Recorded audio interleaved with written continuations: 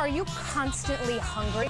Maybe you're lacking pleasure in your life. Here to explain, clinical nutritionist Tara Coleman. Hi. How are you doing? Good. We've got healthy, hungry hacks that we're doing in the new year because everyone's probably, not everyone, but some of us are trying to lose a few pounds. Absolutely. And then we end up constantly hungry.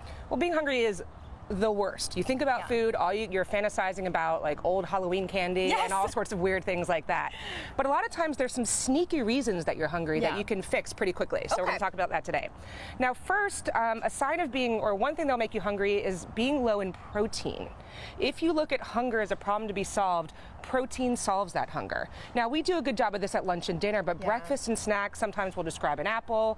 Make sure to have some protein every single time you eat. So Heather was making fun of me the other day, or who was it? Our Elizabeth Sanchez, because I eat an egg every day for breakfast or before my workout, and that is a good source of protein. It's a great source of protein. Sneak it in. And I was Googling this the other day because sometimes I think I eat too much protein. So there is a little formula, right? To that is possible. Yeah, the formula is basically the amount of muscle mass that you have in grams of protein. And how much you want to kind of build on. Exactly. But if you make sure there's some protein source every time you eat, you'll be in good shape. And I feel like they say you can add those collagen protein powders to your coffee. Absolutely, you can eat an egg, you grab some chicken, and there you go. You're covered. And it can be, it can be plant-based protein as well. Nuts, seeds, beans, lentils. It doesn't have to be animal if you don't want to. And my favorite, peanut butter. Absolutely, everyone's favorite. Okay. Now the next one, no one ever believes me when I say this. The other reason that you're hungry is that your diet is too low in calories.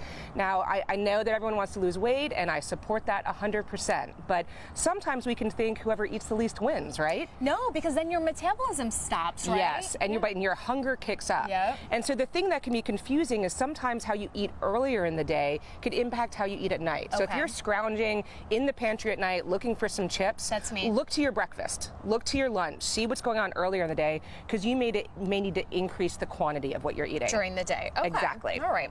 And you don't want to be eating 1,100 calories. That's too low for mostly everybody. Yes, I can't think of one person in the 14 years I've been practicing that I've had them eat that little food. And it's just going to mess you up internally. Yes. Okay, what do we have here? A bag of chicken? Yes. The next thing is you get bored. You get sick of eating the same chicken and broccoli and blah, blah, blah over and over again. But we're also tired. We don't have a lot of time to prep food, right? Well, I was telling you, when I come home, I do meal prep for the week, but my meal prep is like, here's a tortilla and like a steamable bag of vegetables because I'm so hungry when I get home and I don't want to deal with it. So I eat the same thing every single day. Well, I just wanted to show you a quick way to show expose your diet to a little bit of variety. This was a challenge I did on Instagram, and basically I challenged myself with one rotisserie chicken to have a completely different meal every single night, and I needed to prep it in less than 10 minutes every single night. Okay. So I shredded the chicken at the beginning of the week. The first night I did a stir fry, and so this is served over quinoa, honestly, just because that's what I had in my house. But I love quinoa. These vegetables right here, I actually shop in the salad bar.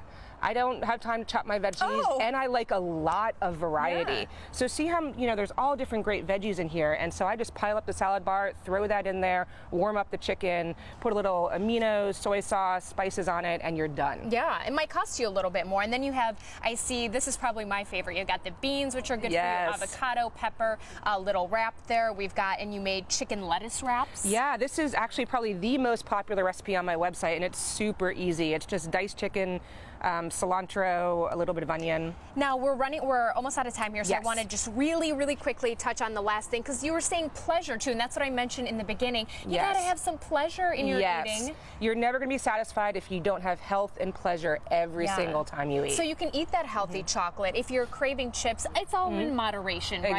Exactly. Because here's what I notice happens. If there's a bowl of chips, I'm avoiding that, so I'll eat this, then I'll eat that, then I'll eat this, then I'll eat that, and then I'll be like, screw it, I still want the chips, and then I'll eat the chips. Exactly. When I should have just ate the chips. There should be a little bit of pleasure every single time you eat. So you heard it. Tara Coleman, clinical nutritionist. Pleasure yourself with that food. That came out wrong. I don't know. Give yourself pleasure when you're eting. You know what I'm saying.